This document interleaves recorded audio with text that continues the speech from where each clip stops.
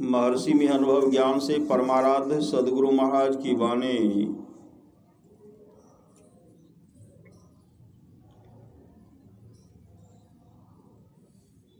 जो उस सार शब्द को पकड़ता है वह परमात्मा तक पहुंचता है, क्योंकि वह शब्द परमात्मा से लगा है। परमात्मा से शब्द लगा रहने के कारण परमात्मा का गुण उस शब्द में रहता है। इसलिए जो उस शब्द को पकड़ता है परमात्मा का गुण उसमें आ जाता है, इसलिए उसमें रिद्धि सिद्धि आ जाती है। संसार में जितनी सवारियां हैं, संसार में जितनी सवारियां हैं, किसी से मोक्ष धाम में नहीं पहुंच सकते। कितना साफ सवारियां हैं, वो सवारी नहीं है, एरोप्लेन भी नहीं जा सकते वहाँ। श्री सदगुरु महाराज जो उड़ते हैं ना, उड़ते हैं। संसार में जितनी सवारियां हैं किसी से मोक्ष धाम में नहीं पहुंच सकता, लेकिन जिसने अपने मन पर काबू कर लिया है, जिसने अपने मन पर काबू कर लिया है, वे ही मोक्ष धाम तक पहुंचते हैं। मन मस्त पागल हाथी से भी विशेष पागल है, लेकिन अभ्यास से वह काबू होता है। सब कोई सावधान होकर अवश्य भजन करो। सब कोई सावधान होकर, इसका मतलब है कि हम लोग सावधान नहीं हैं। जो अपने जीवन के बागडोर को सदगुरु के हवाले किए हुए हैं, सत्संग करते हैं, तो समझिए सब सावधान हैं, मतलब चल रहे हैं, सावधानी बरत रहे हैं, नहीं बरत रहे हैं। कहते हैं थोड़ा सा भी सत्संग करो तो बड़ा लाभ होता, परमाराज महाराज कहते हैं। सब कोई सावधान होकर अवश्य भजन करो, रास्ते चलते भी ध्यान करो। रास्ते चलते भी क्या करो? ध्यान करो। भूलो मत। ध्यान का मतलब खो जाना नहीं, बल्कि हमेशा सजग और सतर्क रहना है। केवल शरीर और संसार में लिपटकर सांसारिक दुख न उठाओ। कितना भी सुंदर सुडौल शरीर है, मल मूत्र के अतिरिक्त उसमें कुछ और पदार्थ नहीं है। इसलिए ईश्वर का भजन करो, साधन करो, मोक्ष प्राप्त करो। संसार में तुम अपने को संभाल कर रखो। संसार में तुम अपने को संभाल कर रखो कि तुम्हारी कोई निंदा न करे। यदि तुम्हारा आचरण ठीक है और लोग तुम्हारी निंदा करें तो परवाह मत करो। और यदि तुमसे उस तरह का काम हो गया है, तब जो तुमको कोई कुछ कहे तो उसको अपना मित्र मानो। ध्यान योग सरलतम साधन है, हठ योग जबरदस्त है। यह सबसे साधन योग नहीं है। राजयोग कहता है हठ योग। तुम्हारे बिना ही हम चल सकते हैं, लेकिन मेरे बिना तुम आगे नहीं बढ़ सकते। संसार में रहने के लिए बहुत अच्छा प्रबंध किए, संसार में रहने के लिए बहुत अच्छा प्रबंध किए। शरीर छोड़ने के बाद तुम्हारी क्या हालत होगी, यह भी सोचो और इसका भी प्रबंध करो। अगर इसका भी प्रबंध कर लिया तब तो ठीक है, नहीं तो अपनी बहुत बड़ी हानि करते हो। बड़ी हानि से बचो और दूसरों को भी बचाओ। परमाराज संत महात्मा लोग क्या कहते हैं? नगर भ्रमिये गुरु करे उपदेशवा हो, सेहो मन सुतल निश्चित। कहते संत सदगुरु नगर घूम घूम करके उपदेश करते हैं, आपका जिसमें कल्याण हो वह उस मार्ग पर चलिए, वह काम कीजिए। लेकिन सेहो मन सुतल निश्चित। उठो उठो आओ मन गुरु के भजन करो, अब करो सत्संग सो प्रीत। एक महात्मा जी दौड़ते उधर से आ रहे हैं, दौड़ते हुए उधर से आए और क्या कहते हैं, भागो भागो, रास्ते में डाइन बैठी हुई, डाइन बैठी हुई खा जाएगी, भागो भागो। महात्मा जी चिल्लाते हुए कह करके जा रहे हैं और दो उधर से आ रहे थे, दो भाई आ रहे थे, घोड़ा पर बैठे हुए थे और दोनों के हाथ में तलवार था। तो दोनों भाई कहते हैं अपने आप में कि भाई ये महात्मा जी कह रहे थे भागो भागो, रास्ते में डाइन बैठी हुई है, खा जाएगी। कहाँ में डाइन बैठी हुई है? आगे जब बढ़ते हैं तो एक बहुत बड़ा सोना का थैली भरा था, बहुत बड़ा सोना का मोहर रखा हुआ था, गट्ठर में भरा हुआ था। उतर करके जब देखते हैं तो देखते हैं इसमें सोना का गट्ठर है। कहा देखिए भाई जी भैया, उस साधु कितना धूर्त था। वह यह कहते जा रहा था कि भागो भागो, रास्ते में डाइन बैठी हुई है, और उस साधु से वह गट्ठर नहीं उठा होगा, प्रयास किया होगा, गट्ठर नहीं उठा, इसलिए हल्ला करते हुए जा रहे थे भागो भागो, रास्ते में डाइन बैठी हुई है, खा जाएगी। गया होगा और अपने लोगों को बुलाने के लिए ले जाएगा। क्या करते हैं, जैसे गट्ठर के पास जाते हैं देखते सोना का गट्ठर है। कहा इसे मैं ले जाऊंगा, इसे मैं ले जाऊंगा, इसे मैं ले जाऊंगा, इसे मैं ले जाऊंगा। पहले मैंने देखा है।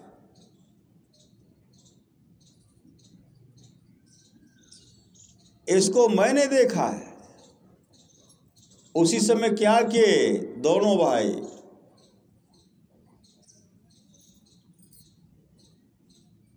एक दूसरे पर तलवार का प्रहार करते हैं।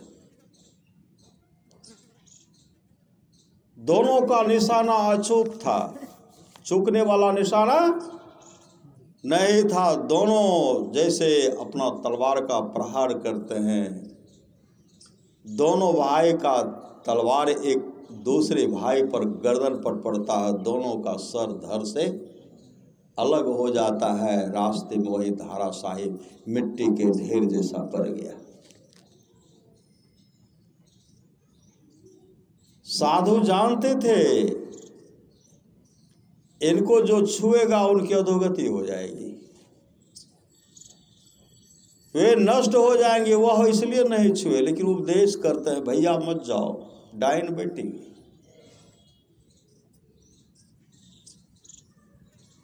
कलयुग का बासा कहाँ कहाँ है? कलयुग का बासा जुआ में है, शराब में है, वेश्यालय में है, सोना में भी है, सोना में भी है। कलयुग ने पहले कहा सब तो अपवित्र जगह दे दिए, लेकिन एक भी तो अच्छा दीजिए, तो सोना दिए। अब सोना जैसे दिए, सोना देखते हैं श्री सदगुरु, सोना देखते हैं। सोना नहीं दीजिएगा, पहले कहेंगे कि इतना सोना लेंगे, ले लेंगे। श्री सदगुरु, सोना का अगर चटनी बनता तो लोग खा करके कम से कम, कीमती है तो कम से कम 2 साल भूख नहीं लगता ना। श्री सदगुरु, लेकिन बना है, लेकिन भजा करके खा सकते हैं। हीरा जो है, हीरा को भजा करके खा सकते हैं। जैसे जीभ से स्पर्श कीजिएगा, उसमें जहर होता है, आदमी की मृत्यु हो जाती है।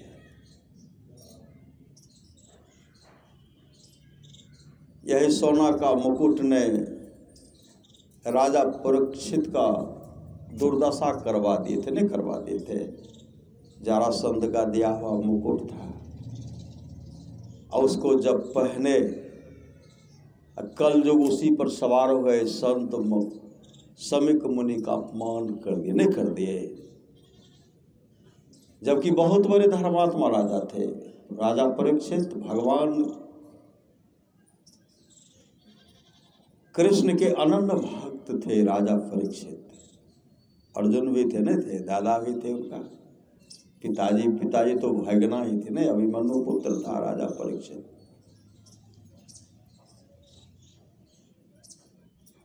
सबसे पहले है सुनना चाहिए। सुनी समझहि जन मुदित मनो मज्जहि अति अनुराग, प्रेम के साथ सुनिए।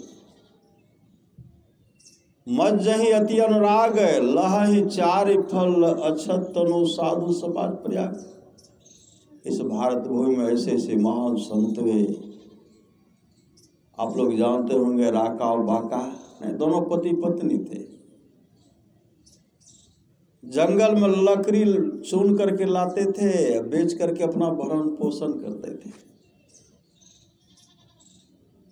राका बाका रास्ते में जा रहे थे, पति का नजर पड़ता है, सोना का मोहर है रखा हुआ है। पति के मन हुआ मेरी पत्नी देखेगी, उनके मन में लालच हो जाएगी। उसी समय क्या कि उस पर मिट्टी डालने लगे। तब तक में पत्नी पहुंच गए। स्वामी क्या कर रहे थे? अरे राख पर राख डालने से क्या फायदा, राख पर राख, धूल पर धूल डालने से क्या फायदा। पति कहने लगे तुम तो मुझसे भी आगे है, तुम तो मुझसे भी आगे। ऐसा दाम्पत्य जीवन परिवार के साथ रहने वाले बहुत संत हुए जो निर्वाण मोक्ष को प्राप्त किए। मोक्ष को परमाराम महाराज की वाणी है, परिवार के साथ रह करके जो भक्ति करता है, परिवार के साथ रह करके जो भक्ति करता वह सोलहनी मर्द है, सोलहनी मर्द। श्री सद्गुरु। इसलिए सुनने की बहुत बड़ी महत्ता है, सुनने की बहुत बड़ी महत्ता है। अर्जुन देव जी महाराज सत्संग कर रहे थे, जैसे देखते हैं भक्त सभाएं हैं, श्रोता सभाएं हैं। अर्जुन देव जी महाराज सत्संग कर रहे थे और उनके सत्संग में एक कुष्ठ रोग से ग्रसित व्यक्ति था, वह भी सत्संग आ गया। जब सत्संग में आए, सत्संग जो सुन रहे थे, गृहपति उनको क्या कि उठा करके कहा तुम बाहर जाओ। इनके नजर में था कि ये कुष्ठ रोग से ग्रसित है, मेरा धरती वो पवित्र हो जाएगा, मेरा वस्त्र भी जो बिछावन दे वो भी पवित्र हो जाएगा। उनको भगाए भागे, पुनः आते थे। सत्संग के प्रति लगन थी, श्रद्धा थी, प्रेम था। अंत में धक्का मरवा करके उनको भगा दिए। जब वहां से निकाल दिया गया, दूर जाकर के सुन रहे, एक टक सदगुरु को देख रहे, एक टक संत सदगुरु को देख रहे हैं और संत सदगुरु उनको देख रहे हैं।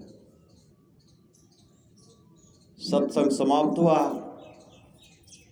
अर्जुन देव जी महाराज वहां से उतर करके आगे बढ़े तो उन्हीं के पास गए और वो आए, उनके चरण लिपट गए। जैसे चरण लिपटते हैं वो उनको मतलब थपथपाते हुए, पीठ को सहलाते हुए लेके चले। कहाँ? अर्जुन देव जी महाराज जिस बौरी में जहाँ स्नान करते थे वही उनको स्नान कराए, अपने हाथ से उनको स्नान कराए, अपने हाथ से उनको साबुन लगाते हैं, साबुन लगाए, स्नान कराते हैं, साबुन लगाते लगाते उनके शरीर में जो कुष्ठ रोग था वह समाप्त हो गया। उनके लिए क्या हुआ? सत्संग। और सत्संग में नहीं आते तो वो रोग, उनकी रोग दूर नहीं होते। सत्संग के प्रति समर्पित थे, गुरु के प्रति समर्पित थे। कुष्ठ रोग दूर हो गया। अर्जुन देव जी महाराज ने कहा, आज से तुम्हारा नाम मक्खे मुरारी होगा। मक्खे मुरारी, तुम धर्म का प्रचार करो, सत्संग का प्रचार करो, बहुत बड़े संत बने मक्खे मुरारी। ये सत्संग की महिमा है। सुनि समझहि जन मुदित मनो, मज्जहि अति अनुराग, लहहि चारि फल अछत तनु, साधु समाज प्रयाग। जो साधु समाज उपदेशों को आनंद मन से सुनकर समझते हैं, वे मानो प्रयाग में अधिक प्रेम के साथ स्नान करते हैं और वे इससे चारों फल शरीर रहते पा लेते हैं। अर्थ, धर्म, काम और मोक्ष शरीर रहते पा लेते हैं। लेकिन संत महात्मा लोग कहते हैं, पहले संसार से तोरी आवे तब बात पिया की पूछे जी। पहले संसार से टूटना पड़ेगा। श्री सदगुरु, पहले संसार से टूटना पड़ेगा। और टूटना पड़ेगा कि घर द्वार छोड़ना पड़ेगा? घर द्वार छोड़ना नहीं है, घर में रह करके सब कुछ देखिए। देखिए संसार के रहन सहन पर विचार कीजिए। विचार करते हुए जब आप चिंतन करेंगे, आगे बढ़ेंगे तो आगे बढ़ जाएंगे। श्री सदगुरु, विचार कीजिए, शरीर के नश्वरता पर विचार कीजिए।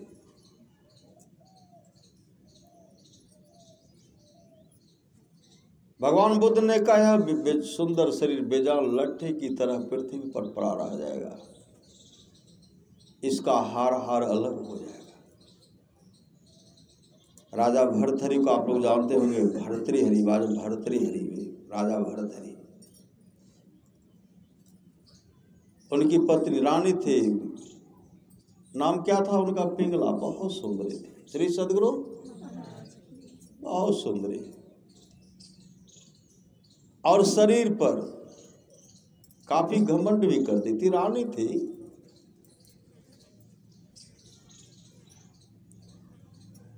और हमेशा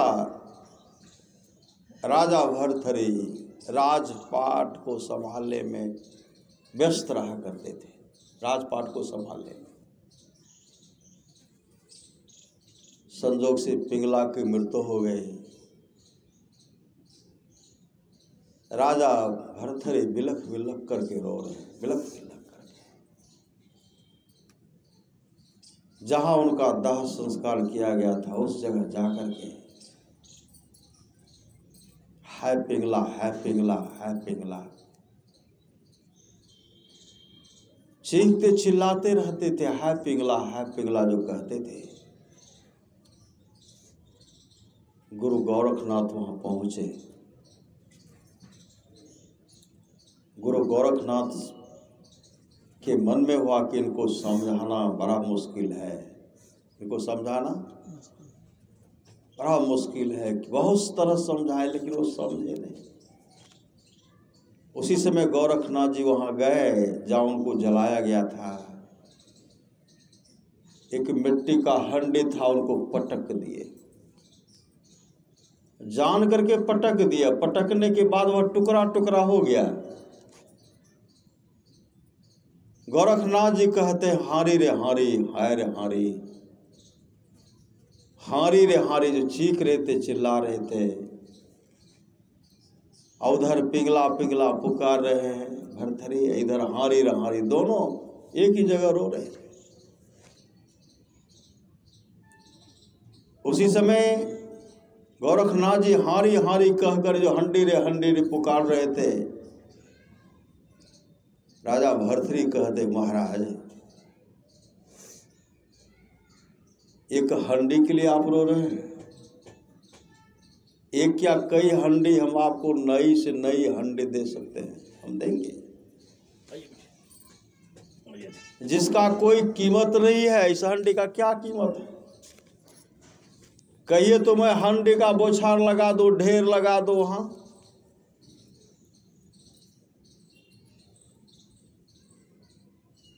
राजा भर्तहरि कहते, हंडी तो आप बहुत दे सकते हैं, लेकिन मुझे यही हंडी चाहिए, यही हंडी। यही जो मेरा टुकड़ा टुकड़ा हो, यही हंडी चाहिए। राजा भर्तृहरि कहते हैं यह हंडी कभी जुटने वाला है। यह हंडी श्री सद्गुरु, यह हमारी हंडी कभी जुटने वाला है, यह कभी जुटने वाला नहीं है। कितना भी प्रयास कि यह जुटने वाला नहीं है। कहा जैसे भी हो इसी हंडी को जोड़ करके हमको हंडी चाहिए। अब उपदेश कर रहे हैं राजा भर्तृहरि, अब उनको उपदेश कर रहे हैं कि महाराज यह हंडी पुनः होने वाला नहीं। आप पागल क्यों बनते हैं, यह हंडी पुनः बनने वाला नहीं है। उसी समय गोरखनाथ कहते हैं पागल मैं नहीं, मेरा हंडी एक नहीं, मेरा हंडी पुनः बन नहीं सकता। और तुम जो पिंगला पुंगला पिंगला पिंगला पुकार रहे हो, वह पिंगला कभी आएगी जो पिंगला जल करके राख हो गई। उसी समय राजा भर्तृहरि गोरखनाथ जी महाराज के चरण पकड़ लेते हैं। महाराज मुझे वह युक्ति दीजिए, वह ज्ञान दीजिए जिससे मेरा इहलोक परलोक मंगलमय हो जाए, मेरा कल्याण हो जाए। शरीर की सुंदरता को भी वो देखे थे। राजा भर्तृहरि शरीर की सुंदरता को भी देखे थे, शरीर की नश्वरता को भी देखे। समय की एक ठोकर ही बदल देती है जीवन को। जैसे सामर्थ्यवान सद्गुरु जिनके जीवन मिल जाता है, जिनके जीवन में सत्संग मिल जाता है, उनका जीवन मंगलमय हो जाता है, मंगलमय हो जाता है। हम लोग इस संसार में आज से थोड़े हैं। इस मुश्किल में अद्भुत मूसा है कभी से घुसा, जब से यह संसार बना है तभी से घुसा।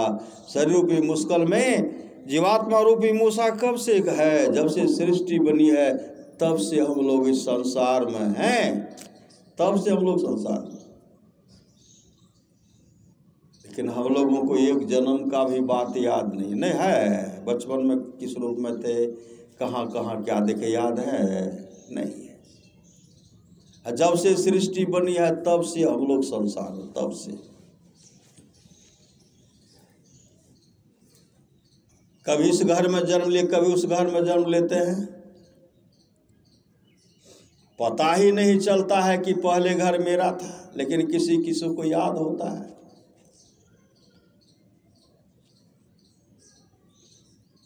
एक सुअर चलाने वाले जिनको मेहतर भाई कहते, वही कहते मेहतर, युवक था। सुअर चराते चराते एक सेठ जी के घर के पास आए। घर के पास आए तो एकाएक आभास हो गया, मकान तो मेरा बनाया हुआ था, मैं इस मकान में ठीक ढंग से चैन का नींद भी नहीं सोया। बना रहे थे, सजा रहे थे, सजा करके इस पलंग पर मैं सोता था जब मैं सेठ के शरीर में था। गए, सुअर को देखते हैं कहाँ कहाँ रहता है, देखते हैं श्री सद्गुरु कहने की बात है, कहाँ कहाँ जाता आप लोग जान देखवे करते नजर से। क्या क्या उनके पाँव में लगा रहता है, पैजनी क्या क्या रहता है, क्या सा लगा रहता है, काजू किशमिश रस कदम लगा रहता है, क्या क्या लगा रहता, सब लोग देखवे करते हैं। श्री सद्गुरु और पीछे पीछे घूम रहे थे। पूरा को पाँव में कीचड़ लगा हुआ है, शरीर में भी कहीं कहीं कीचड़। अपने आप को संभाल नहीं पाए कि मैं मेहतर हूँ। जैसे वहां जाता है तो मेरा ही मकान, इस मकान को मैंने सजाया था, मैंने बनाया था। भीतर प्रवेश कर गए, मुलायम गद्देदार बिछावन था, सो गए। और सो गए तो गहरी नींद में सो गए।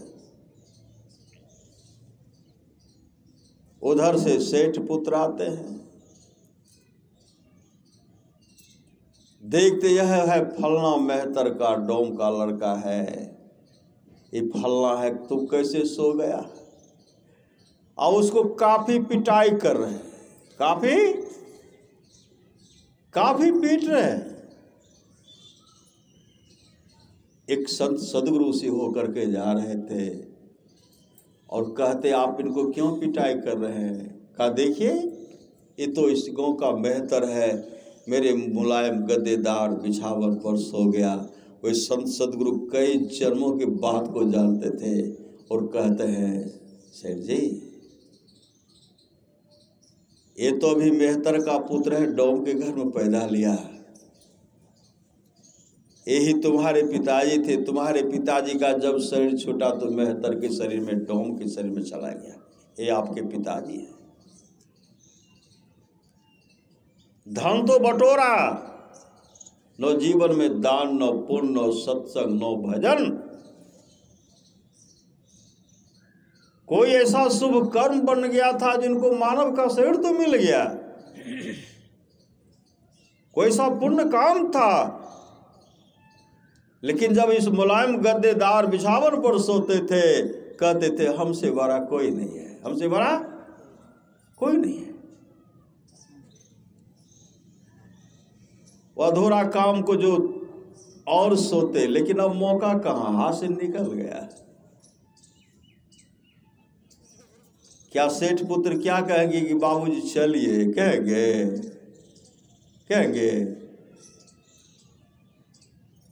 फिर बेचारा हाथ झकते, पिटाई किए थे, कहीं शरीर में काफी पीड़ा कष्ट हो गया, भागे, झक मार करके चले गए। उसी तरह संत महात्मा लोग कहते हम लोग तो बटोर रहे हैं, हम लोग जहां रहना नहीं वहां सारी व्यवस्था हम लोग करते, जहां रहना नहीं है, जहां रहना नहीं वहां सारी व्यवस्था करते हैं, जहां जाना निश्चित है उस घर का पता नहीं है, उस घर का पता संत सदगुरु बताते हैं। आगे का जीवन मंगलमय हो, भक्ति बीज बिन से नहीं, जो जुग जाय अनंत, ऊंच नीच घर जन्म ले तो संत को संत, भक्ति बीज पलटे नहीं, आय परे जो चावल, कंचन जो बिष्ठा परे, घटे रता को मोल। सोना पगर बिष्ठा का ढेर में सोना है, क्या उसका कीमत घटेगा? कभी नहीं घटेगा। यही आत्मा है, यह कंचन है, कंचन है, हीरा है, हीरा है, हीरा। यह आत्मा परमात्मा है, परमात्मा। सदगुरु के बिना बगैर जीवन में सच्चा सदगुरु नहीं, सत्संग नहीं। मानव का शरीर छूटने के बाद कुत्ते के शरीर में चले जाते हैं, तरह तरह का जो भी देख रहे हैं, जितने भी जीव है सब शरीर में हम लोग गए हैं, गाछ वृक्ष पतंग कृमि आदि योनि में गए हैं, सब योनि में गए,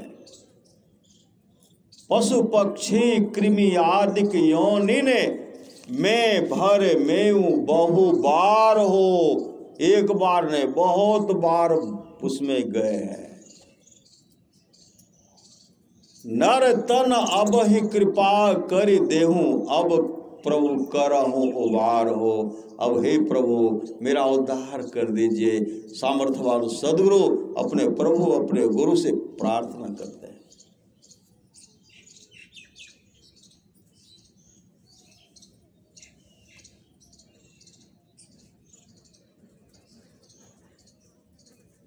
लेकिन बाल विनय सुनि करी कृपा, राम चरण रति देव। राम के चरण में प्रेम होना चाहिए। आप लोग जानते होंगे स्वामी राम तीर्थ है। स्वामी राम तीर्थ है जिस कॉलेज में पढ़ते थे उसी कॉलेज में प्रोफेसर के पद पर प्रोफेसर बनकर के आए। मैथमेटिक्स के बहुत बड़े प्रोफेसर थे।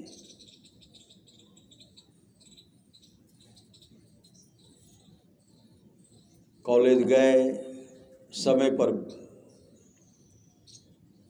घंटी बजता था, क्लास लेते थे और वो क्या करते थे, पहले पहुंच जाते थे, वहां जाकर के ध्यान भी करने लगते थे। देखते हैं घंटी बजने में बहुत विलम्ब है, मन में विचार हुआ, ध्यान ही कर लेते हैं, ध्यान बैठ गए। ध्यान में बैठे हुए हैं, ध्यान में बैठे, ध्यान से निवृत्त हुए, जब देखते हैं घड़ी देखते हैं 1 घंटा पहले बैठे थे। अब 50 कॉलेज में 50 मिनट की घंटी होती है, 45 मिनट यह भी चला गया। आँख खोलते हैं, घड़ी देखते हैं, अब तो 5 मिनट समय बचा। चपरासी से कहते रजिस्टर लाओ। आज महाविद्यालय में रहते हुए मैंने विद्यार्थी को नहीं पढ़ाया, मैं बहुत बड़ा शर्मिंदा हूँ।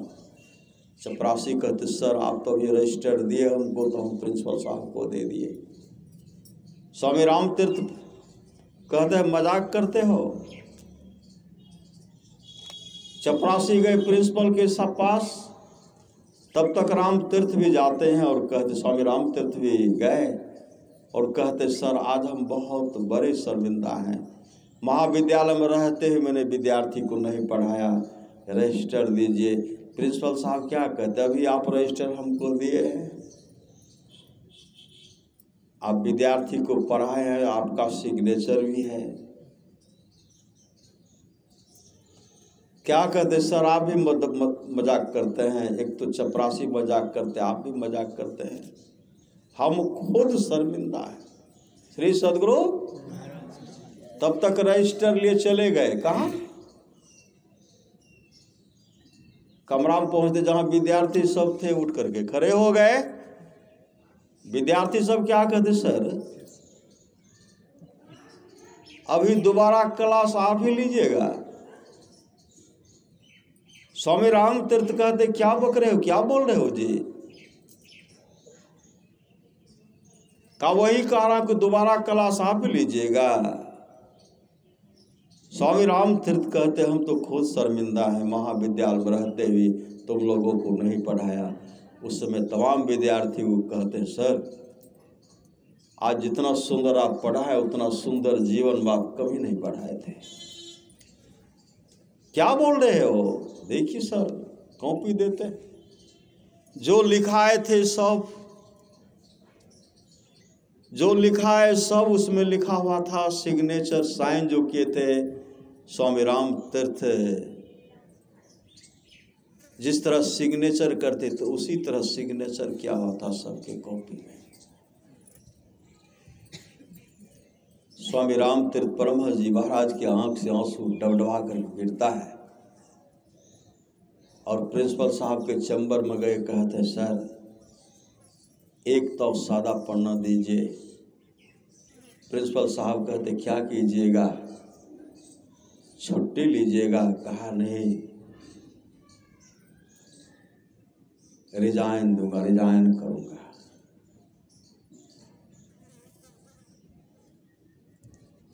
मेरे अनुपस्थिति में जिन्होंने क्लास ली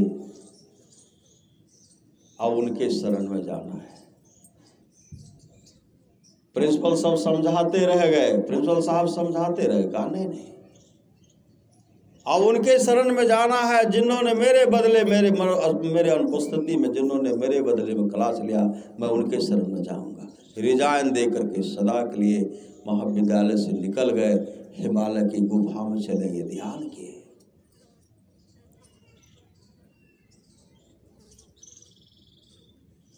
और इतने ध्यानरत हो गए, आत्मस्वरूप का दर्शन किए।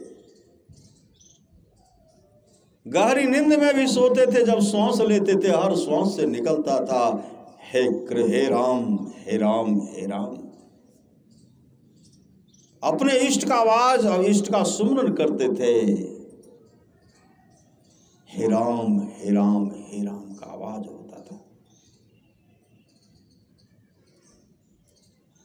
ऐसे महापुरुष गंगा नदी में स्नान कर रहे थे, बहुत प्रयास किए, सदा के लिए मां गंगा में समा गए। समा मतलब समाधि गंगा में ले लिए। संत महात्मा लोग कहता है संसार के लोगों, संसार में ऐसा काम करो मरने के बाद दफनाने या जलाने वक्त 2 आंसू बहा दे, फलाना ऐसे थे, फलाना ऐसे थे, फलाना ऐसे थे। मतलब शुभ कर्मी होकर के मरी, शुभ कर्मी होकर के। कि मरने के बाद जलाने वक्त, दफनाने वक्त भी 2 आंसू बहा दे।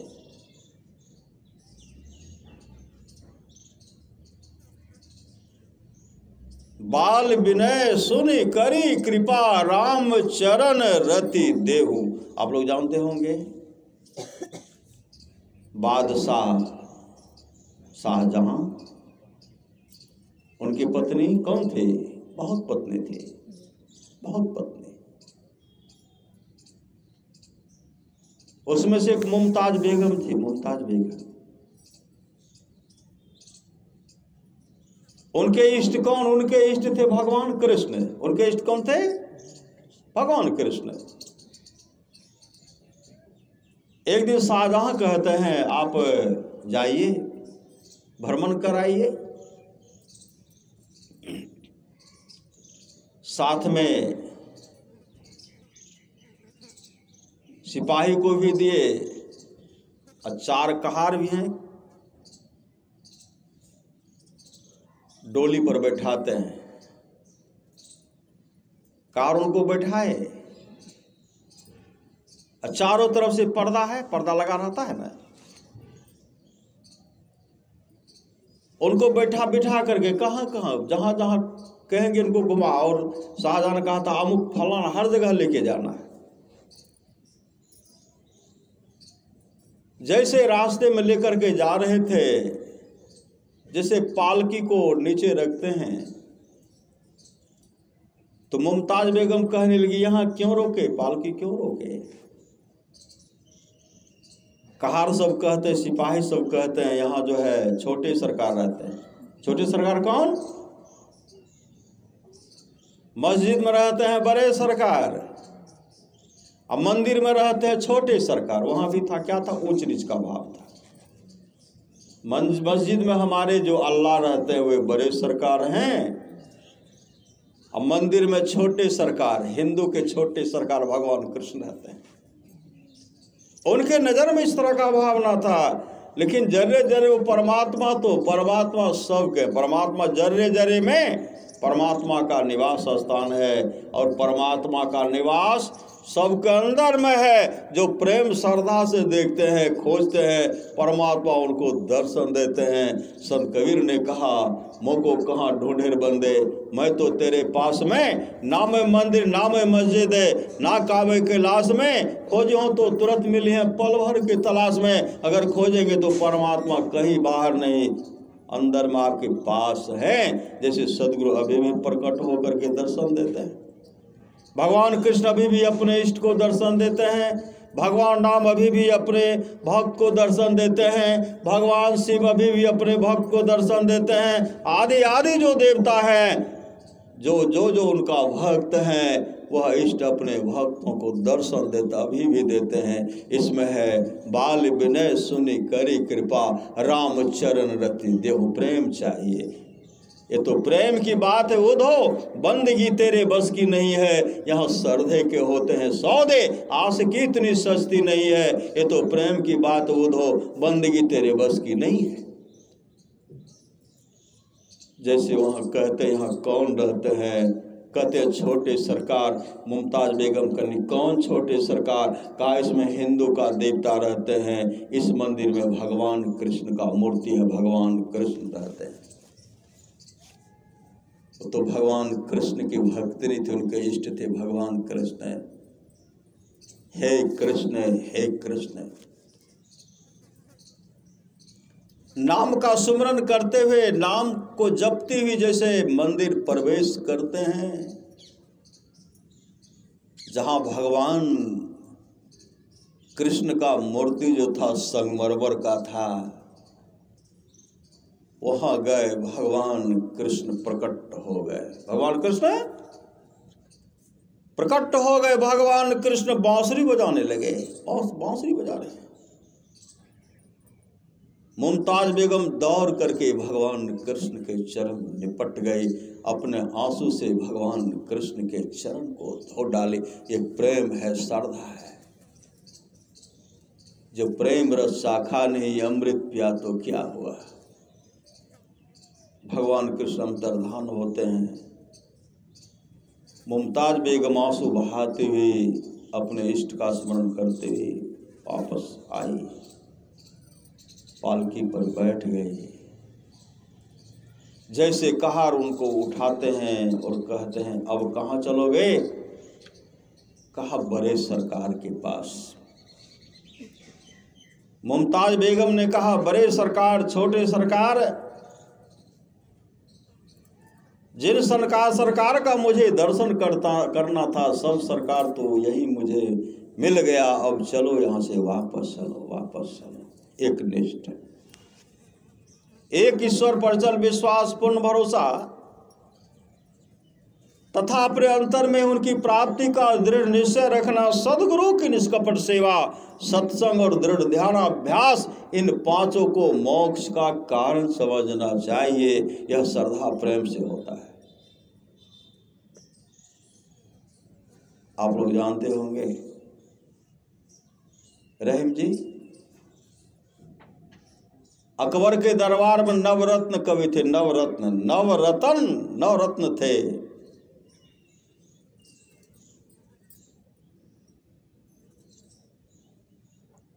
अकबर का आदेश हुआ अमुक राजा पर चढ़ाई करो। रहीम जी वहां गए।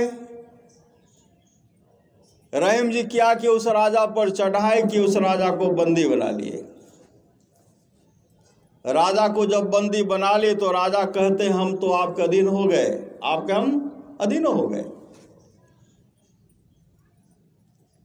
आप मुझे जो दंड देना चाहते दीजिए, आपके हम अधीन हो गए, अधीनस्थ हो गए। लेकिन मेरी एक इच्छा है कि आप मेरे यहाँ भोजन करने के लाइए। भोजन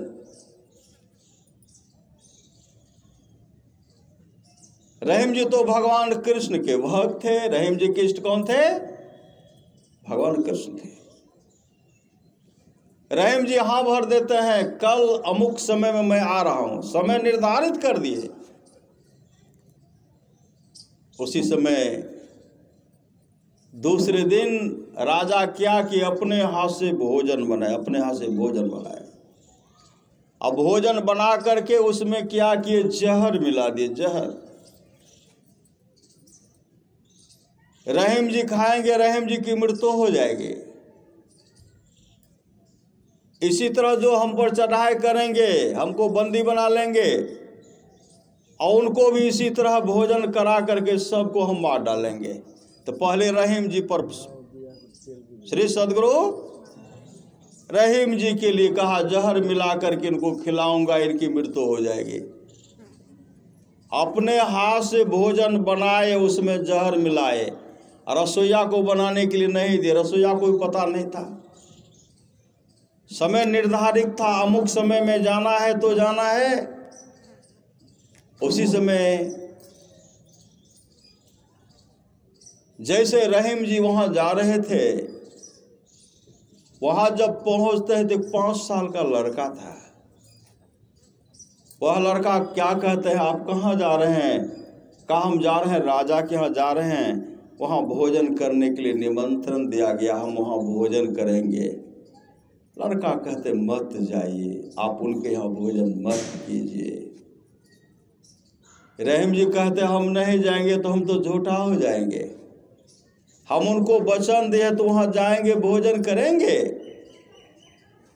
रहीम जी आगे बढ़ते हैं। वो लड़का क्या करते? कपड़ा पकड़ करके खींच लेते, मत जाइए, वहाँ मत जाइए।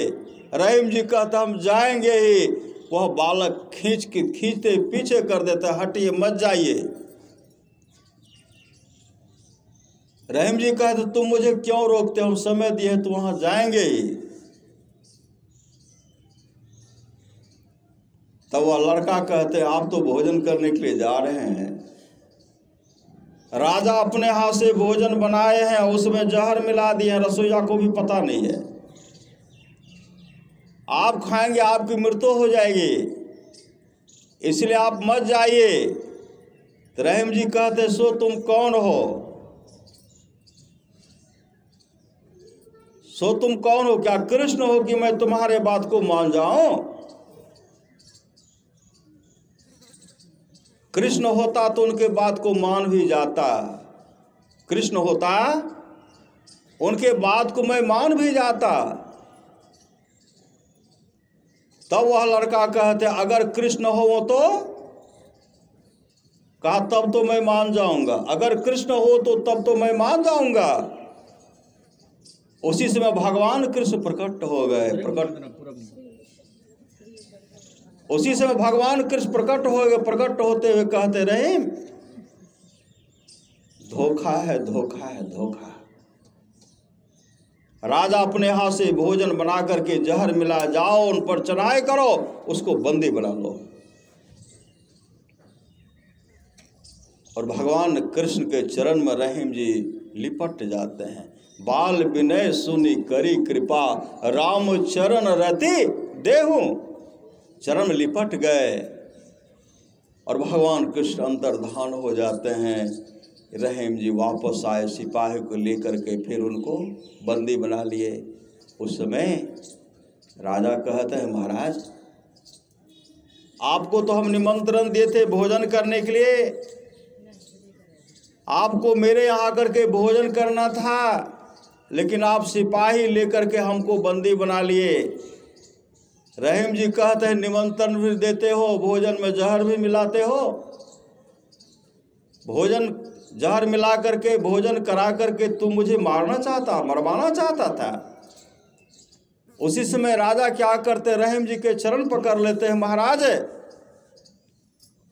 आप हमको जो सजा देना चाहते दे दीजिए, लेकिन जहर मिलाने वाली आप बात बता दीजिए।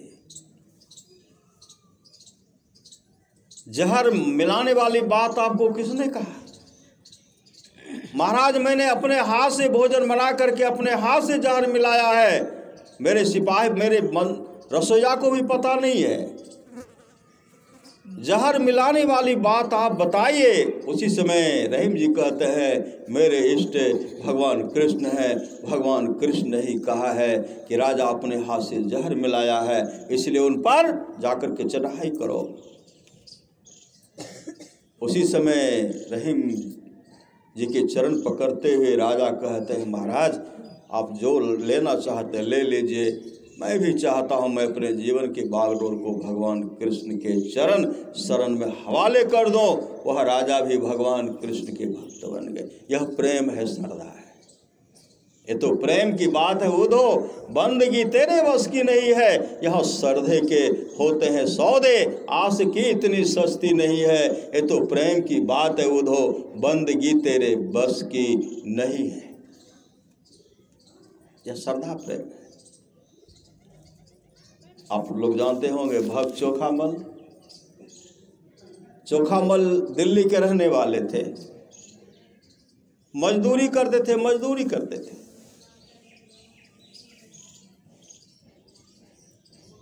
चोखामल एक बार बीमार पड़ गए,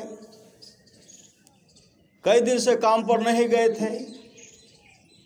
जब स्वस्थ हो गए तो क्या कहते, आज जो हम जब मजदूरी करने के लिए जाएंगे, अगर कहीं हमको काम मिल गया तो मजदूरी में जो रुपया मिलेगा उस रुपया से केला खरीद करके भगवान को चढ़ाऊंगा, भगवान कृष्ण को मैं अपने इष्ट को चढ़ाऊंगा, भगवान को चढ़ाऊंगा। उसी समय क्या किए, काम पर गए, काम मिल गया। काम जब समाप्त हुआ तो वहां जो मजदूरी मिली आए, अकेला खरीद लिए। अकेला खरीद करके जैसे दिल्ली में भगवान कृष्ण का मंदिर था, ठाकुरवाड़ी था, केला लेकर के जैसे और मैं उसमें प्रवेश किए, उधर से पुजारी आए, धक्का मार दिए, हाथ में देखे केला, धक्का मार दिए। धक्का जैसे मारते केला नीचे गिर गया, चोखामल नीचे गिर गया और चोखामल बिलख बिलख करके कहने लगे मैं तो अपने इष्ट को चढ़ाने के लिए जा रहा था। मैंने आज गच्छा था जो जब मैं काम पर लग जाऊंगा तो जो मेहनत मजदूरी मिलेगी, केला खरीद करके अपने इष्ट को चढ़ाऊंगा, मुझे चढ़ाने के फिर उठा करके जैसे प्रवेश करते फिर धक्का मार करके बाहर कर देते हैं, फिर उठाते फिर धक्का मार करके बाहर कर देते हैं। कई बार धक्का मार करके बाहर कर दिए, अंत में बगल में बैठ करके बिलख बिलख करके रोए। कुछ अंधेरी रात तक बैठे रह गए, लेकिन उनको पुजारी चढ़ाने के लिए नहीं दिए। अंत में पुजारी क्या किए कि बार सटाक ताला लगा दिए, चल दिए। पुजारी अहंकार में जा रहे थे कि मैं एक नीच जाति को मंदिर पर प्रवेश करने से रोक दिया, लेकिन बिलख बिलख करके वो रोते हुए जा रहे थे। चोखामल, भगवान आज मैंने आपको चढ़ा नहीं पाया। बिलख बिलख करके रो रहे थे, गए घर पर गए रो रहे थे। रात्रि का 12 बज रहा था। उसी समय भगवान कृष्ण वहां पहुंचते हैं और कहते चोखामल, जो रोज आंसू बहा रहे थे, डबडबा आंसू था, बिलख बिलख करके रुलाई रो रहे थे। जैसे कहते चोखामल, चोखामल आँख खोलते हैं तो भगवान गोविंद, भगवान कृष्ण खड़े थे। दौड़ पड़े, चरण लिपट गए।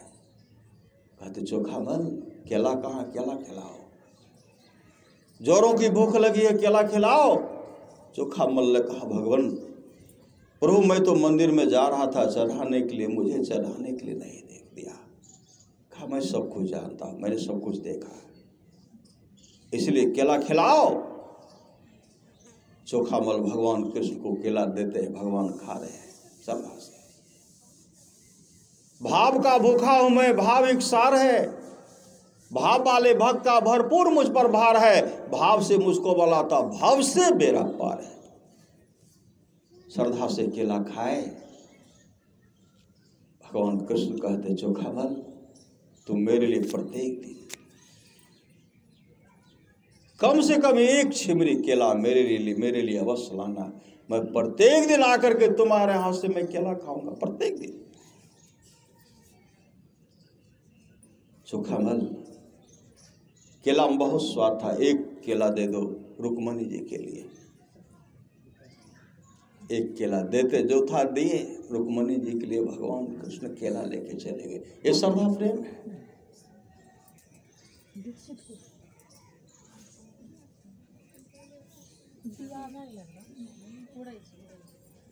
श्री सदगुरु, ये श्रद्धा प्रेम है। आसरा एक करतार का रख तू बीच मैदान में बांध ताटी, रहेगा वही जो खलक पैदा किया और सब होएगा खाक माटी। अमीर उमराव दिन 4 के पावने, झूमता है दरबार हाथी। कहत कमाल कबीर के बाल का, राम नाम तेरो संगी साथी। राम नाम, यह नाम जो है यही है, यह संगी है, यही साथी है। तमाम वैभव तो छोड़ जाएंगे, नाम भजासो जीता जग में। गुरु जो के एक अक्षर शिष्य को देते हैं बताए, धरती पर वह द्रव नहीं जो देकर निरुतराय। राम कृष्ण सो को बरो, तिन्हों तो गुरु किन्न, 3 लोक के वे धनी जो गुरु आगे अधीन। जो तीनों लोक के धनी थे, परमात्मा थे, गुरु के अधीन, गुरु के समीप में, गुरु के चरण शरण में अधीन रहते थे। प्रातः काल उठ के रघुनाथा, माता पिता गुरु नावे माता। भगवान कृष्ण अक्रूर जी से कहा था, अक्रूर काका आप मेरे जिस स्वरूप का दर्शन कर रहे हैं, बड़े बड़े योगियों को भी दुर्लभ है। आप मेरे जिस स्वरूप का दर्शन कर रहे हैं, जिन पर गुरु की बहुत बड़ी कृपा होती है, वही मेरे स्वरूप का दर्शन करता, रूप और स्वरूप का दर्शन करता है। यह प्रेम और श्रद्धा है।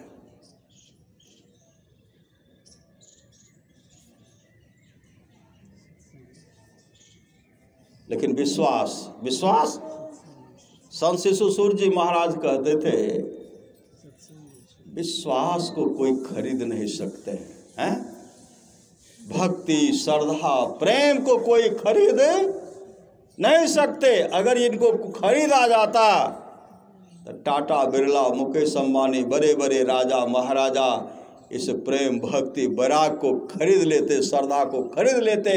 यह खरीदा नहीं जा सकता है, इनको भीतर में बनाया जा सकता है, बनाया जा सकता है। आप लोग जानते होंगे, महाभारत देखे होंगे सब कुछ, श्री सद्गुरु। लेकिन महारानी द्रौपदी पर जब विपत्ति आई, नहीं आई, कम आई, बहुत विपत्ति।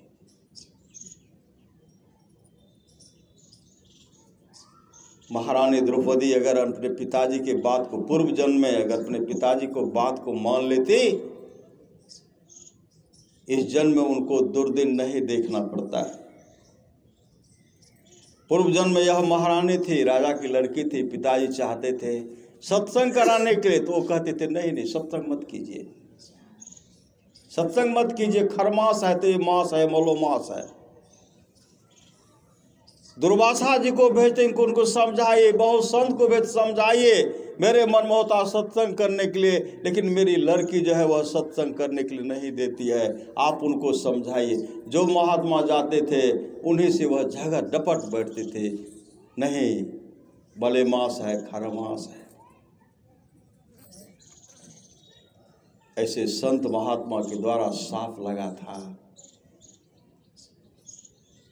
जिन परमात्मा के भजन से तुम दूर रहना चाहती, वही परमात्मा तुम्हारा रक्षा करेंगे। इस जन्म में कितना कष्ट हुआ, बहुत कष्ट हुआ। आप लोग टीवी में देखे नहीं देखे श्री सद्गुरु, लेकिन कौरव की महासभा थी, नहीं था, हस्तिनापुर सभा में, और उस समय उस महारानी को घसीट करके लाया गया, नहीं लाया गया, जो कुल की बधू थी, जो भारत की मर्यादा थी। बहु बेटी क्या भारत की मर्यादा है, नहीं है, माँ क्या मर्यादा है, माँ बहू बेटी जो भी है मर्यादा, इज्जत है। आज उनको घसीट करके लाते हैं। अब कौरव की सभा में निवस्त्र करना चाहते हैं, तमाम बल लगाए, क्या लगाए, तमाम बल लगाते हैं। द्रौपदी कभी पति को, कभी युधिष्ठिर को देखते हैं, कभी भीम को, कभी अर्जुन को, कभी नकुल, कभी सहदेव को, कभी भीष्म पितामह को,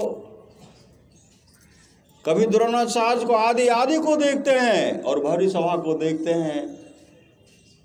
तमाम के पास जाकर के गुहार लगाती है, इस तरह क्यों मेरे साथ हो रहा है, कि मेरा कोई उद्धार कर दे। कोई उद्धार किए, कोई, सबको सब सिर झुका लिए, क्योंकि उनके अपने पूर्व जन्म का कर्म था, जो ऋषि के द्वारा साप मिल गया था, वही भोग रहे थे। जब चीर खींच रहे हैं तो पति को देखते हैं, हाथ से बल लगाते हैं, कभी दांत का सहारा लेते हैं कि अब मैं निवस्त्र हो जाऊंगे। जैसे गोविंद को पुकारते हैं तो भगवान कृष्ण उठते हैं, फिर पति को देखते तो भगवान कृष्ण बैठ जाते हैं। माँ रुक्मिणी वहां बैठी हुई थी, तमाम सब बैठी हुई थी। स्वामी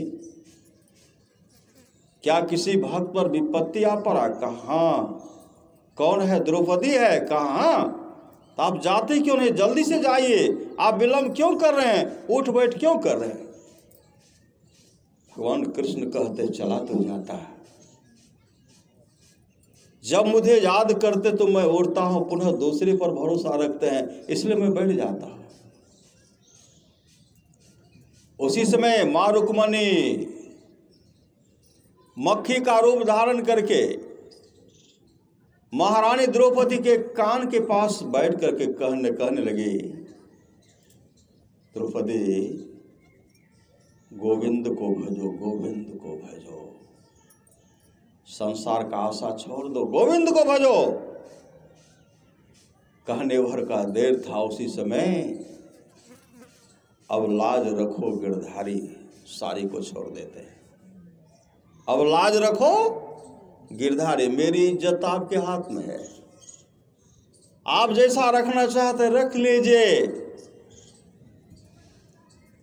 भगवान कृष्ण को वस्त्र रूप धारण करना पड़ा, वस्त्रारूप में भगवान कृष्ण आए। सारी बिच नारी है कि नारी ही सारी है, जहां न जाए रवि वहां जाए कवि, नहीं कहते हैं, जहां न जाए रवि वहां जाए कवि, लेकिन कवि का कलम भी वहां रुक गया। सारी बिच नारी है कि नारी ही सारी है, और उसमें रक्षा किए।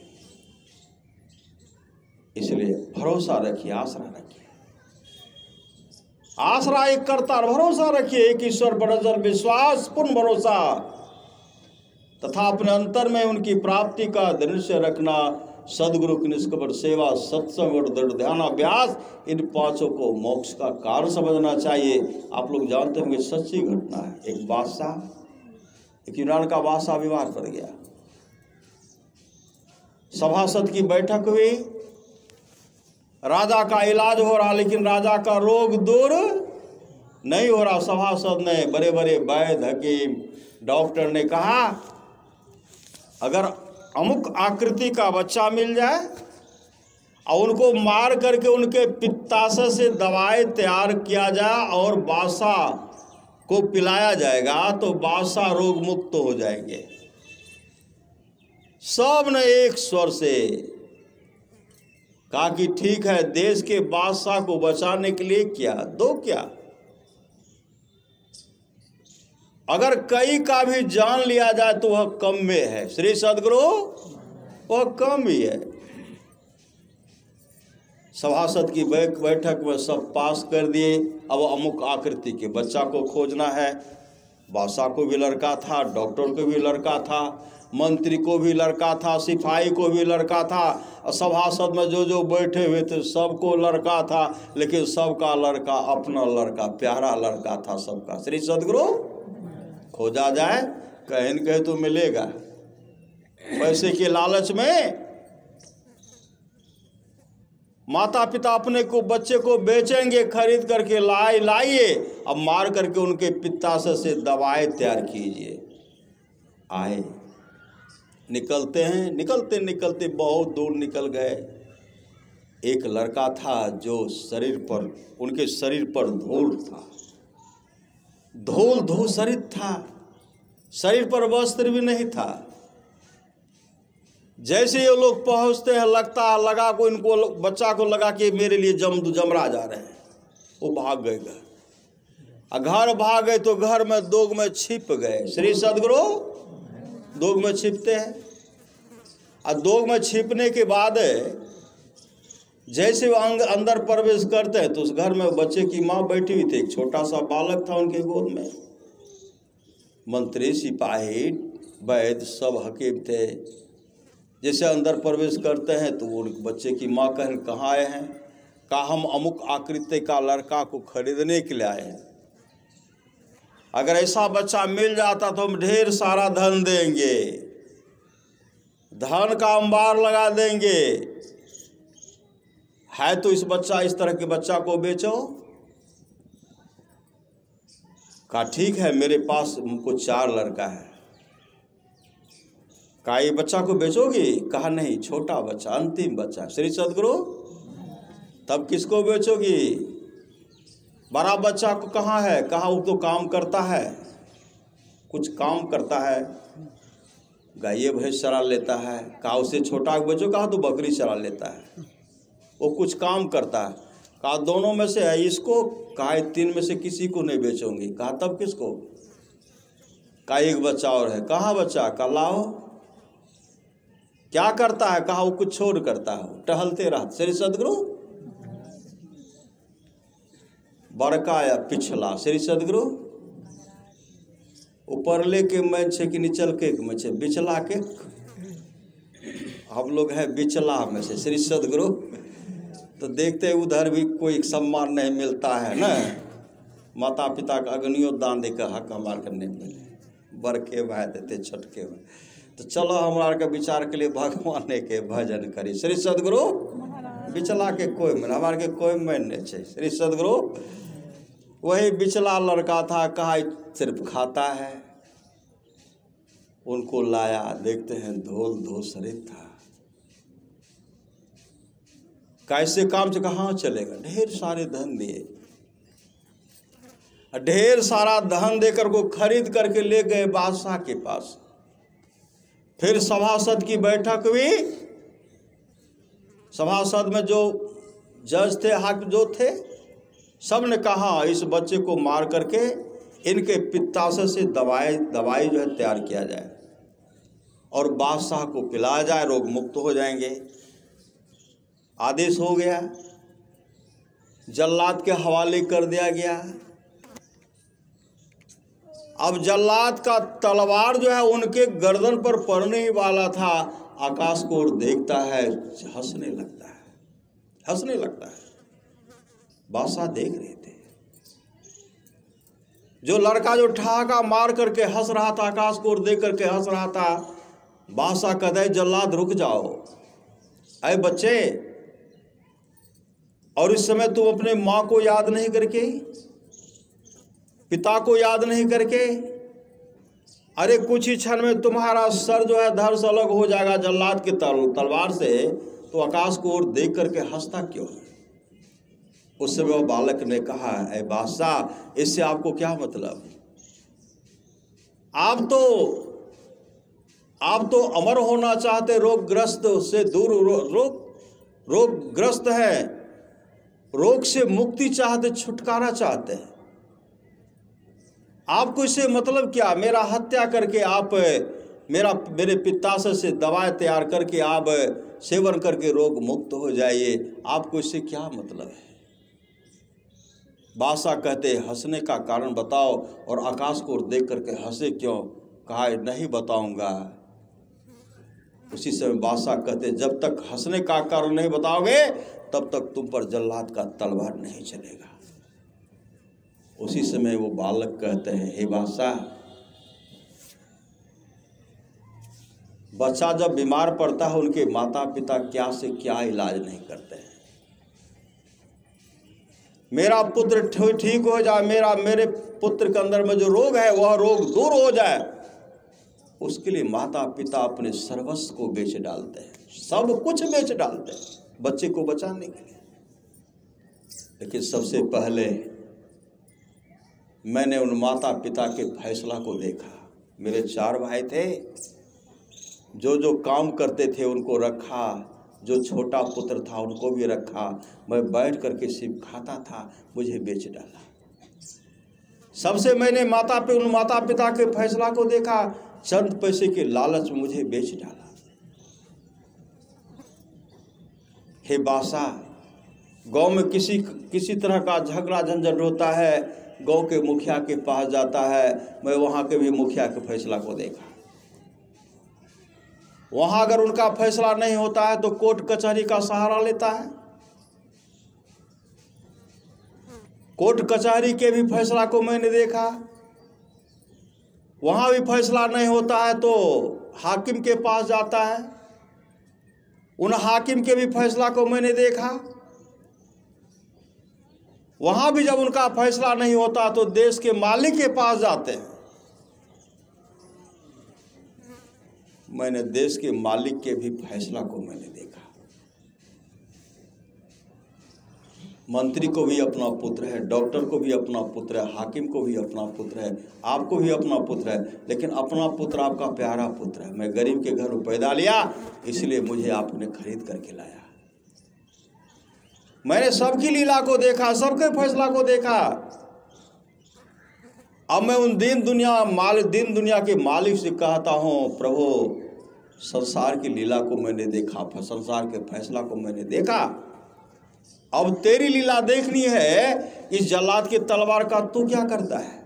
अब तेरी लीला देखनी है, इस जल्लाद के तलवार का तू क्या करता है? कहने भर का देर था, बादशाह था, हृदय पिघल गया। उसी समय बच्चे को गोद में उठा लेते हैं और कहते हैं, मेरे लाल, अब तुम पर जल्लाद का तलवार नहीं चलेगा, नहीं चलेगा, नहीं चलेगा। और उसी समय उनको गोद में रख लिए, गोद में रखे। ये प्रेम है, ये श्रद्धा है, भक्ति है। ये तो प्रेम की बात उद हो, बंदगी तेरे बस की नहीं है। यहाँ श्रद्धे को होते हैं सौदे, आस की इतनी सस्ती नहीं है। ये तो प्रेम की बात उद हो, बंदगी तेरे बस की नहीं है। प्रेम वालों ने कब वक्त पूछा, उनकी पूजा में सुन लो उद हो। यहाँ तो दम दम में होती है सौदे, सौदे आस की इतनी सस्ती नहीं है। ये तो प्रेम की बात है उद हो, बंदगी तेरे बस की नहीं है। जो असल में है मस्ती में डूबे, उन्हें परवाह है क्या जिंदगी का। जो उतरती है चढ़ती है मस्ती, वो हकीकत में मस्ती नहीं है। ये तो प्रेम की बात उधो, बंदगी तेरे बस की नहीं है।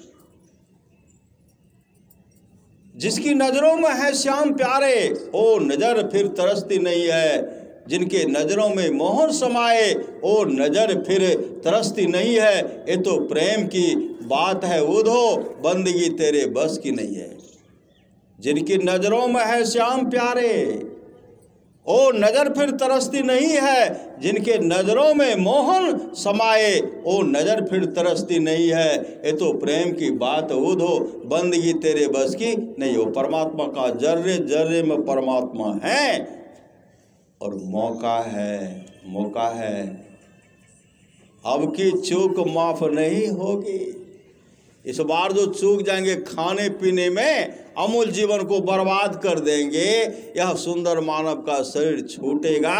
अब 2.25 अरब बरस तक आवागमन के चक्र में गोता लगाना पड़ेगा। संत कबीर ने कहा, ऐसो जन्म नहीं पैवे मंडे, ऐसो जन्म नहीं पैवे रे। सूकर स्वान चराचर पशुआ, जन्म जन्म दुख पैवे रे। सूखी तृण आगे धर दे तो, घास भूसा नहीं पैवे मंडे, ऐसो जन्म नहीं पैवे रे। 4 पाँव 2 सिंह गुंग मुख है, कैसे कहरी गुण गैबे रे। खींच के रसा खूटा में बांध तो, प्रमुख देखे सिरेवे मंडे, ऐसो जन्म नहीं पैवे रे। भारी बोझ तोरा पीठी पर ला तो, पंथ चलत पछे तैबे रे। हानि के होरा कोखा में मारतो, हुकरी पछतेबे मंडे, ऐसो जन्म नहीं पैबे रे। धन संपत्ति डाकू ले जैतो। सास का सेवा नहीं करेंगे, और ससुर का सेवा नहीं करेंगे, और पति का सेवा नहीं करेंगे, चुपके से चुरा कर खा लेंगे। करो हमार सौस देखे से कचरी बना करके झाड़ रहे हैं। श्री सदगुरु, यहाँ के लोग नहीं करते हैं तो नहीं करना चाहिए, जो करते हैं उनको नहीं करना चाहिए। श्री सदगुरु, क्योंकि भगवान तो ये सास ससुर अगर खुश हो गए, पति खुश हो गए, अब पत्नी खुश हो गए, बाल बच्चे खुश से रह रहे हैं, समझिए भगवान यही है। श्री सदगुरु अपने दे रहे हैं, बाल बच्चे बिलख रहे हैं, पत्नी बिलख रही है, माता पिता बिलख रहे हैं, अपने जाकर के होटल में झाड़ रहे हैं। श्री सदगुरु, लाभ नहीं मिलेगा। बैठ खूट खाए तो राजा घर, जो भी है बाँट खूट करके परिवार के साथ बैठ करके खाइए। बूढ़ी तभी वो नहीं चिता दया दियो। श्री सदगुरु, ऐसा काम भूल से नहीं कीजिएगा। जो कर रहे हैं इसमें बदलाव लाइए। श्री सदगुरु, इस तरह करें तो परमात्मा कभी खुश नहीं होंगे। जब आप ही नहीं खुश रहिएगा तो परमात्मा कैसे खुश रहेंगे। आपके मन में होगी, ओह बेकार खा लिए, 5 कचरी खा लिए, फुलौरी खा लिए, एक दे देते सास को, एक दे देते ससुर को, एक के अपने खाते 1 लोटा पानी पी लेते, पेट भर गया। श्री सदगुरु, और चुरा करके 10 खा लिए, गैस बन गया, आप डॉक्टर के पास जाए इलाज करने के लिए। श्री सदगुरु, इसलिए खाए खोराका पवन पोशाका जम का बछड़ा पालता है, और जम्बर जाति तोरे छाते उससे क्यों नहीं डरता है। ससुर को कटु शब्द कहिएगा ना, परमात्मा कभी खुश नहीं होंगे, कभी खुश नहीं होंगे। और जब तक परमात्मा खुश नहीं होंगे तब तक मोक्ष धाम को जा सकते हैं? परमात्मा खुश हो नहीं खुश हो, अगर पति खुश हो गए, सास ससुर खुश हो गए, माता पिता खुश हो गए, परमात्मा खुश नहीं हो तो नहीं हो। ये तमाम खुश हो गए तो परमात्मा को भी खुश होना पड़ेगा, क्योंकि परमात्मा इनसे पहले परमात्मा खुश हो जाते हैं, जो परमात्मा सबके अंदर में बैठे हुए हैं। और डबडबा करके प्रेम के साथ आंसू बहेगा। आंसू बहा, श्रद्धा से आंसू बहा तो समझिए आपका बेड़ा, चित्रगुप्त के डायरी में आपका नाम चढ़ जाएगा। श्री सद्गुरु चित्रगुप्त के डायरी पर आपका नाम हो। आपस में मेल से रहिए, सास ससुर पति का सेवा कीजिए, अपने जीवन के बागडोर को सद्गुरु के हवाले कीजिए, सत्संग नित्य और ध्यान नित्य संलग्नता के साथ कीजिए, यह लोक परलोक मंगलमय होगा। देखिए वंदना दे दियो रामचंद्र बाबू अपने पुत्री के जन्मदिन पर, क्या नाम से, सांभवी कुमारी सांभवी के जन्मदिन पर यह सत्संग हो रहा है। बच्ची की जीवन मंगलमय हो, परिवार का जीवन मंगलमय हो। यह सत्संग जहाँ होता है समझिए बहुत बड़ा लाभ होता है। सत्संगति दुर्लभ संसारा, निमिष दंड भरी एकों बारा। कई साल से यह सत्संग हो रहा है, कई वर्ष नहीं हो रहा है। हम लोग आते हैं सत्संग में। तो रामचरितमानस में आया है, मति की रति गति भूत भलाई, जब जही जतन जहाँ जही पाए, सो जानव सत्संग प्रभाव लोको वेदनो अनुपाय। तमाम चीज़ें आज तक जिस किसी को प्राप्त हुआ है, सत्संग के प्रभाव से जानना चाहिए। लोक और वेद में इसके मिलने का दूसरा कोई उपाय नहीं है। इसलिए रामचरितमानस में आशीर्वाद देते हैं, मति की रति गति भूत भलाई, जब जही जतन जहाँ जही पाए, सो जानव सत्संग प्रभावों लोको वेदना। आप तमाम लोगों को आशीर्वाद मिल गया, नहीं मिल गया? तमाम लोगों को आशीर्वाद लिए। भगवान श्री राम कहते, भगति सुतंत्र सकल सुख खाने, बिनु सत्संग न पावे प्राणी। भगवान शिव कहते, माँ गिरजा से गिरजा संत समागम, समन लाभ कछुआन, बिनु हरि कृपा न होय सो गावे वेद पुराण। सत्संगति दुर्लभ संसारा, निमिष दंड भरी एकों बारा। भगवान श्री कृष्ण कहते हैं, निष्पाप उद्धव जी, कोई कितना भी अश्वमेध यज्ञ कर ले, कृष्ण चंद्रायण आदि व्रत कर ले, उसके द्वारा सुलभता से प्राप्त नहीं होता। बस एक सत्संग ऐसा जरिया है जिसके द्वारा सुलभता से प्राप्त हो जाता, उस भक्त के बस में हो जाता और उस भक्त का परम कल्याण हो जाता। परमानंद महाराज की वाणी है, ईश्वर भजन करते रहिए, सत्संग भजन करते रहिए, खाना दाना और कपड़ा की कभी कमी नहीं रही, कभी कमी नहीं रहेगी। पुनः सद्गुरु महाराज कहते हैं, जो लोग बहुत दिनों से सत्संग करते आ रहे हैं, अभी कर रहे हैं, आगे भी करेंगे, ये सभी महासुख के भागी होंगे। ये गुरु महाराज की ओर से आशीर्वाद है, श्री सद्गुरु। इसलिए सत्संग में आइए, अपने जीवन के बागडोर को सद्गुरु के हवाले कीजिए। जैसे भोजन के बिना नहीं रह सकते हैं, भोजन के बिना रह सकते हैं, हवा के बिना पूरे रह जाइएगा। श्री सद्गुरु हवा के बिना भी नहीं रह सकते हैं, जल के बिना भी नहीं रह सकते हैं, अब भोजन के बिना भी नहीं रह सकते हैं। ये तमाम के बिना अगर नहीं रह सकते हैं तो भजन के बिना क्यों रह रहे हैं? इसलिए भजन को भी साथ में लगाइए, तब क्या होगा? सोनाम होगा, सुगंध हो जाएगा। बोलिए प्रेम श्री सद्गुरु। गृहपति जो हैं वंदना दीदी और रामचंद्र बाबू जिस भावना से सत्संग करवा रहे हैं, उनके मनोकामना को सद्गुरु महाराज ही पूरा करेंगे। बोलिए प्रेम से श्री सद्गुरु महाराज की जय। बोल दिलिए।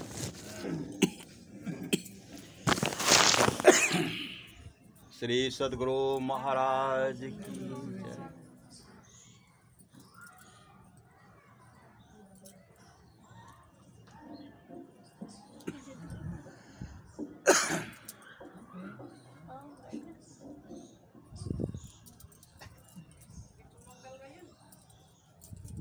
अथी बंदना दियो आप यो गाबी अहो आपके गाबी सब गाब से गाब आप गाबो ताहा गाबो ना गाबो आपको तब इन कहते